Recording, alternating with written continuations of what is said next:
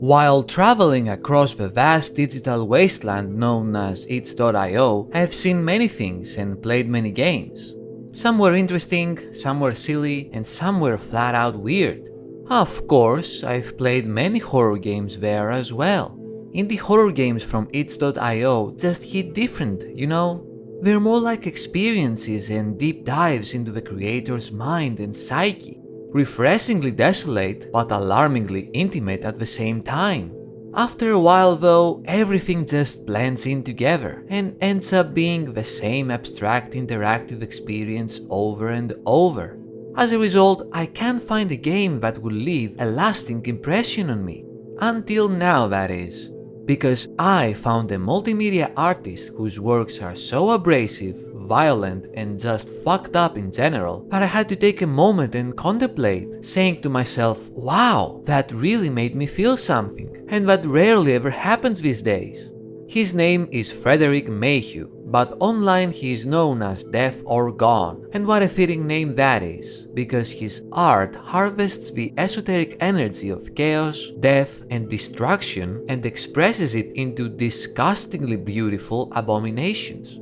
His main interests are emergent subcultures of a digital age, eschatological futurology, and speculative realism.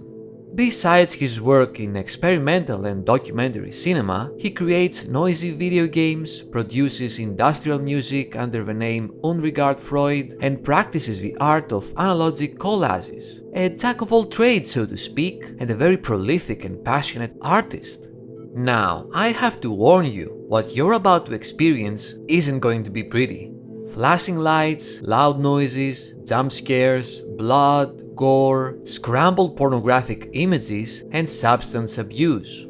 It's an all-you-can-eat buffet of cognitive hazards, and there is not a lot I can do to diminish the effects of it all. It was made to unsettle and overload the senses. So yeah, huge content warning on this one. But enough rambling on, it's time to delve deep into the unhinged creations of Death Orgone. Starting things off, we have Which Way, an interactive adaptation of a short horror story named No Matter Which Way We Turned by Brian Evenson. The tale speaks of a small community finding a young girl whose front half of her body is unobservable, moving in unnatural ways.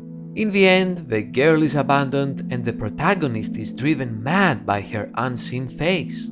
The game itself is very simplistic. You can only move left and right, and the girl in the middle will always turn away from you, while the screen will become more distorted as time passes. Utilizing creepy audio and visuals, the story is slowly unveiled to us. No matter which way we turned, the thing, it didn't have a face. It was a whole person made of two bodies, but wrongly made of two of the same halves. There was hair in the front and hair in the back. Only saying which was the front and which was the back was impossible. It didn't eat, or if it did so in a way we couldn't understand. We were screaming, blaming each other, but what could we do about it? After a while, we couldn't hardly bear to look at it. In the end, we couldn't think what to do except leave it. We left a hole in the roof in the hope something from above would come back for it. Late at night, I dreamed of it, not the doubled half of the body we had, but the doubled half we didn't. I saw it, miles above us, in air rarefied and thin, floating within their vessel. There it was, a thing who, no matter where you turned, always faced you. A thing who bared its teeth and stared. Next up we have Hole, an interactive interpretation of the modern folk myth of Mel's Hole. According to urban legend, Mel's Hole is a bottomless pit near Ellensburg in Washington. The legend was born in 1997 when a man named Mel Waters claimed that his property contained a hole of unknown depth with magical properties that apparently could bring the dead back to life. Although various investigations proved the story to be a hoax, it managed to captivate the imagination, prompting the creation of an art exhibit and even a fantasy film as a tribute. However, Hole takes a different approach by casting us as a scientist conducting various unethical experiments on the bottomless hole. These experiments mostly include dropping chained prisoners inside the hole to see what happens. Very cruel and not scientific at all, actually. Things take a dark turn very quickly though, as our character is plagued by guilt and an apparition that torments his mind and controls his thoughts. After all the test subjects are dropped into the hole, the player loses his sanity and becomes a puppet of the apparition. Its order is simple but foreshadows a grim picture. Get the gun. Breaking the safe glass, we obtain the firearm and our next order is clear. We know what to do. We shoot our fellow scientist and he is reduced to a headless pile of blood and gore. We drop our gun on the floor as the apparition gives us the next order. Let the remorse sink in. Turn on your flashlight. Get into the hole. Powerless to resist, we obey and throw ourselves in the endless abyss. The first part of the falling sequence includes the game's only puzzle. You have to turn off your flashlight to make obstacles like wooden boards disappear, allowing you to drop further down below. As the never-ending darkness swallows us whole, literally, we enter the next stage of the hole. The walls have become rectangular, with a disgusting fleshy texture enveloping everything. As we descend, giant veiny eyes slowly approach us, then continue moving up. Things look pretty bad, but get even worse when we reach the bottom of the hole. A barrage of incomprehensible effects and violent sounds assault all of our senses, then we reach the void. While the walls and the ground are a compilation of abstract shapes, the main point of interest is the circle of people surrounding us, their bodies bleeding and contorting in a position I can only describe as goatsy gone wrong. If you know, you know. If you don't know, you'll regret ever knowing. Thankfully, it doesn't last very long, as static engulfs our screen, with a Japanese sentence in red being the final message of the game. The sentence says, "Sayonara Kuso Sekai," essentially meaning, "Goodbye, cruel world." Out of all of Death Orgone's games, my favorite is without a doubt acephalic, which means headless in Greek. It's the perfect blend of atmosphere, gameplay, and insanity. According to the game's description, this is an exploration of the themes of nihilism, cosmic indifference, and the social construct of productivity through the prism of the anti-Vitruvian man, the acephalic man. This is also the creator's first experience with proper game design, and you can see his various influences form a more focused narrative, maintaining the harshness regarding the audiovisual department. The first chapter of this interactive experience is named Education, as a collage of disturbing black and white imagery prepares us for what's to come. Immediately we're thrust into a long corridor in the middle of a void. A distorted red structure looms in the distance as we slowly approach, watched by red eyes. Entering the structure, we go up the circular staircase and pass through the door to the next area, but not before a short message flashes before our eyes. A price to pay, a little blood. We are now in a vast wasteland decorated with trees, small hills, and mountains.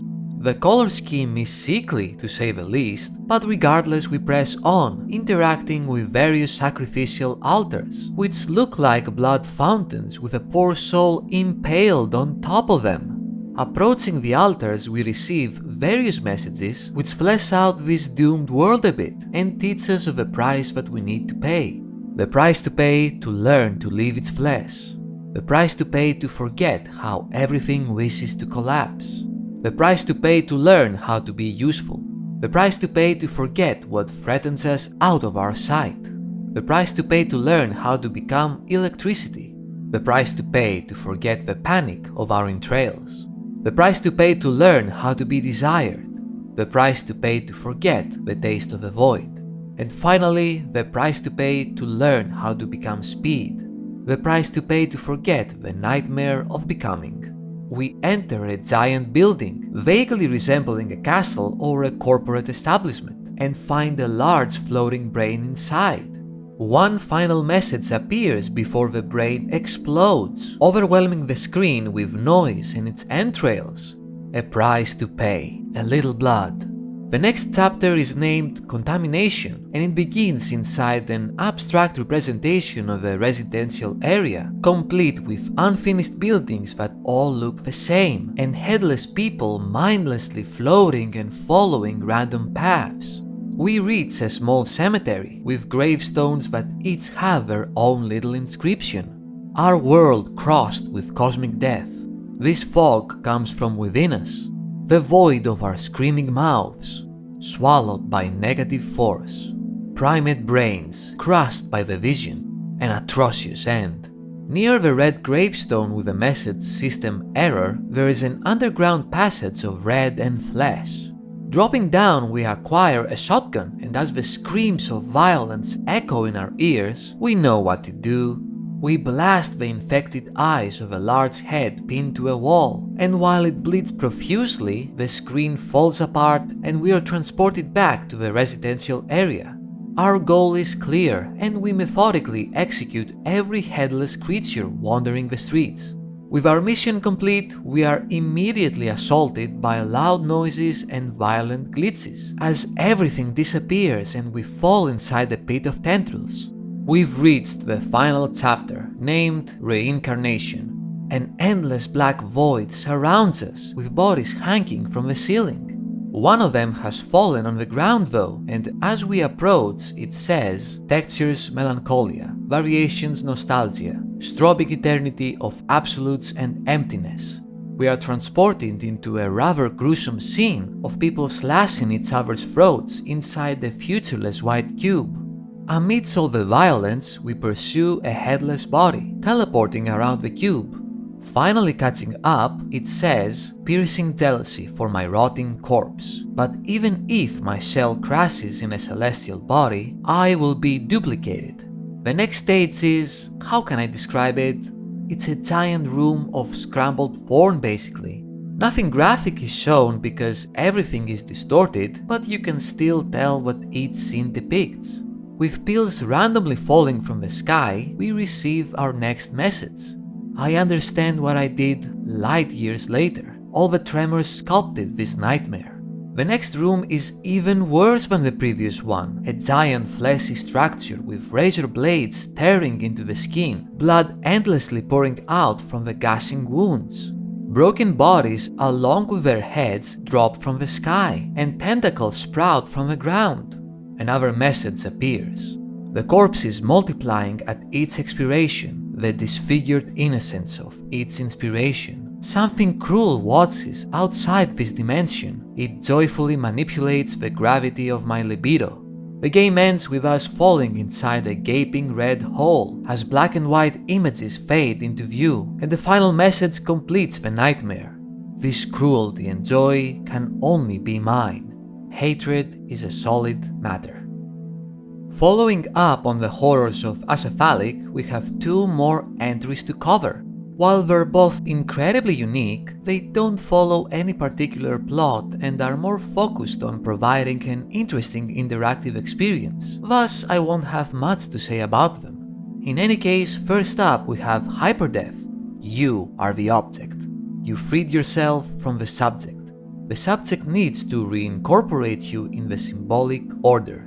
You wish to escape the simulation. You pray for hyperdeath. Run. It's a combination of Tron and Pac-Man, an arcade experience with Death Orgone's striking visual style. As the object, you can move across the 4 cardinal directions, leaving behind the trail that you cannot cross again. The subject is faster than you, but needs time to readjust to a new direction. Your goal is to use strategic movement to avoid any obstacles and evade the subject long enough to progress to the next level, and eventually achieve hyperdeath, exploding into a mess of polygons, while a quote from film and animation theorist Alan Solodenko is displayed on screen. Where life morphs into hyperlife, life more death than death, death into hyperdeath, death more life than life, motion into hypermotion, acceleration more inertia than inertia, non-motion into hyper non-motion, inertia more acceleration than acceleration.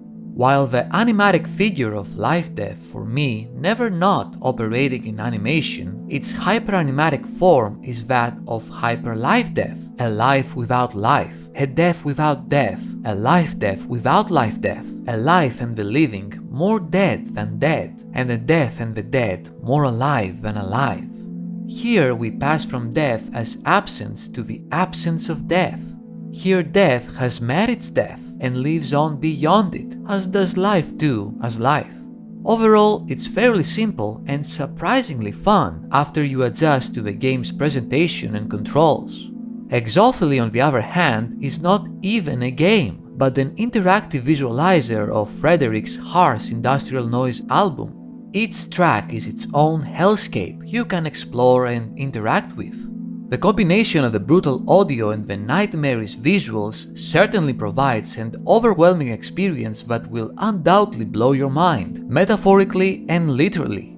If you're a fan of power electronics or harsh noise, you'll definitely enjoy this, as this feels like the perfect representation of those genres in game form. If you're not into that kind of music, consider this an exploration of your worst nightmares. Uncomfortable, terrifying, and captivating as hell. As I mentioned in the beginning, Frederick is a very talented and varied artist. Besides his games, he has also created abstract films and an experimental documentary about the spectacle of substance abuse on social media, named Drug Porn. A disturbing watch for sure, but with an important message to be said about the digital landscape of users who document and publicly share their consumption online. Under his label Unregard Freud, you'll find various industrial harsh noise albums to appropriately enjoy the desolation of modern society, and on his website you'll find many music videos, collages, and indie game reviews for your enjoyment, all delving deep into horrific visuals and nightmarish realities. Years of being terminally online have rendered me numb to most imagery of violence and brutality, but there was something with Frederick's works that made me once again feel uncomfortable. The combination of sounds that can only be described as infernal screaming and agony, along with the revolting images of porn, death, and decay, overloaded my senses while providing commentary on the desolation of humanity's modern way of life. Some would say that all this is pretentious or pointless shock value, and sure, every opinion is valid, and not everyone's tastes are the same. But if you enjoy horror and are fed up with the usual formulaic stuff, give Death Orgone's games a try. They will shake you to the core with unique experiences that will make you feel terror like you've never felt before. And that's all I had to say about the repulsively exquisite monstrosities of Frederick Maheux. Thank you very much for watching, I hope you enjoyed it. Leave a like if you did, comment your thoughts below, and subscribe for more stuff. You know how it goes. You can also support me on Patreon or become a channel member for early access to my videos and other perks. Have a great day, and until next time, take care and have fun.